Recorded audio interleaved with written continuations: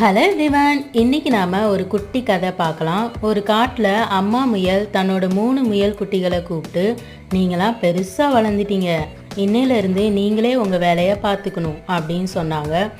அம்மா முயல் இந்த 3 முயல் குட்டிங்களை சோதித்து பார்க்குறதுக்காக அவங்க கையில் ஒரு கேரட்டை கொடுத்து, இதை நீங்களே சமைச்சு சாப்பிடுங்க அப்படின்னு சொன்னாங்க. இந்த 3 முயல் குட்டிகளும் அந்த கேரட்டை எடுத்துகிட்டு போய் நெருப்பில் சமைச்சு சாப்பிடலாம் அப்படின்னு தீர்மானம் பண்ணாங்க.